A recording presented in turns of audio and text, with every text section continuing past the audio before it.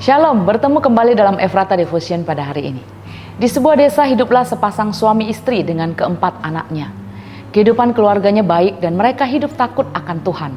Waktu berjalan dan untuk menuntut ilmu yang lebih tinggi, akhirnya ketiga anak laki-laki sang ayah memilih untuk pergi ke luar kota, sekolah di sana. Keluarga menjadi sepi dan setiap tahunnya satu persatu anak berangkat ke kota. Namun ketika anak bungsu tamat dan ingin melanjutkan ke jenjang yang lebih tinggi, ia tidak tega meninggalkan ayah dan ibunya yang sudah tua hanya berdua di pedesaan kecil. Akhirnya ia memutuskan untuk meneruskan pekerjaan ayahnya yang adalah seorang petani. Tetapi tujuan utamanya adalah agar ayah dan ibunya tidak merasa kesepian. Waktu terus berlalu, sang ayah dan ibu pun telah tua renta dan akhirnya meninggal. Sementara ketiga saudaranya yang sudah sukses tidak ingin kembali lagi ke kampung halaman mereka.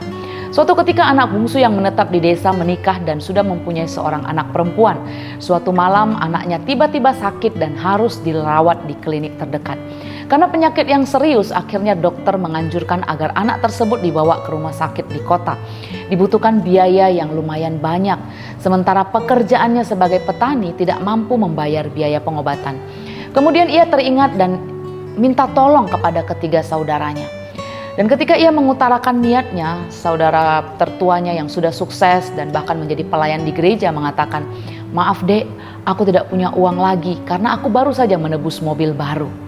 Mendengar jawaban itu ia menjadi sedih, namun ia tidak menyerah. Kemudian ia minta tolong lagi kepada saudara yang kedua yang ternyata jawabannya tidak jauh beda.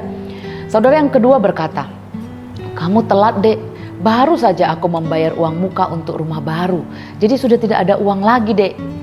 Tangis kemudian menetes di matanya, namun dengan langkah yang pantang menyerah yang masih ada menyisakan harapan untuk saudara yang ketiga. Namun hasilnya tetap sama. Saudara yang ketiga juga mengelak dengan alasan baru saja membeli tanah untuk investasi. Ia menangis dan tak lama kemudian ia mendengar kabar bahwa anaknya itu sudah tiada. Hari pemakaman anaknya, ketiga saudaranya datang ke desa untuk menghadirinya. Dan saudara tertuanya, abang tertuanya berkata, "Dek, kenapa anakmu bisa begitu cepat meninggal? Pasti ini karena hukuman Tuhan buatmu.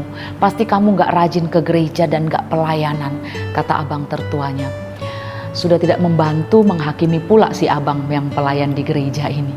Dengan sedih dan nangis yang terseduh, kemudian adiknya ini menjawab abangnya, katanya, "Aku memang gak ingin rajin ke gereja apalagi pelayanan. Karena aku gak ingin seperti abang. Aku takut jadi seperti abang yang dingin dan tidak berbelas kasihan. Kalau aku misalnya nanti rajin ke gereja atau pelayanan seperti abang. Aku takut," katanya. Jawaban ini sebagai pukulan yang keras. Ketika kita sebagai seorang anak Tuhan tidak mampu menjadi pelaku firman di dalam kehidupan kita. Bukannya menjadi jawaban tapi menjadi batu sandungan. Yakobus 1 ayat 22 berkata, "Tetapi hendaklah kamu menjadi pelaku firman dan bukan hanya pendengar saja. Sebab jika tidak demikian kamu menipu dirimu sendiri." Iman memang timbul dari pendengaran akan firman Kristus. Dengan mendengar firman kita jadi tahu dan mengerti firman. Namun jika kita hanya mendengar saja itu tidak cukup, karena iman tanpa perbuatan pada hakikatnya adalah mati. Jika kita hanya mendengar saja dan tidak melakukan apa yang sesuai firman itu, kita dapat juga disebut sebagai pengabai firman dan kita sedang menipu diri sendiri. Jadi jika seorang tahu bagaimana ia harus berbuat baik, tapi ia tidak melakukannya, ia berdosa, kata Yakobus 4 ayat 17. Sayang sekali Bapak Ibu ketika kita tahu, mengerti dan percaya akan firman, status kita sebagai orang Kristen, orang percaya, kurang selangkah lagi, yaitu melakukan firman itu. Kita mau jadi pelaku firman, bukan hanya mendengar saja, karena dengan mendengar memang kita akan mengenal kehendak Tuhan, tapi kita nggak mau lalai untuk menjadi pelaku firman.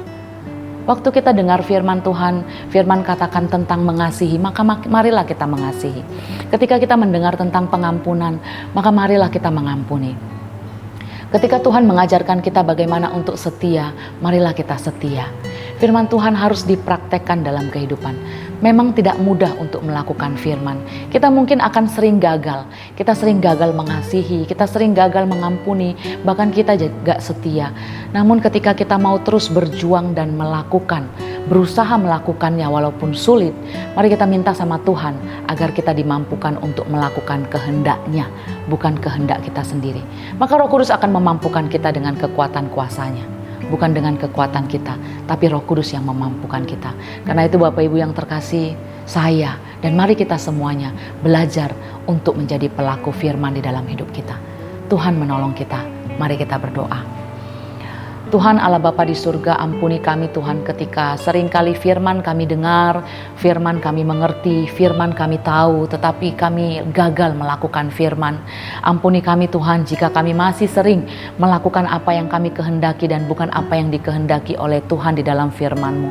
Mampukan kami Bapa, kami mau menjadi pelaku firman supaya kami tidak menjadi pengabai-pengabai firman dalam hidup kami. Kami mau belajar ketika kami lakukan firman, melakukan kehendak Tuhan, hidup kami semakin hari semakin seturut dengan kehendak Tuhan dan berkenan bagi Tuhan. Tuhan mampukan kami, tolong kami menjalani hari ini. Firman yang kami dengar, firman yang kami tahu, kami mau lakukan bagi kemuliaan Tuhan. Mampukan kami Bapa, di dalam nama Tuhan Yesus Kristus kami berdoa dan mengucap syukur. Amin.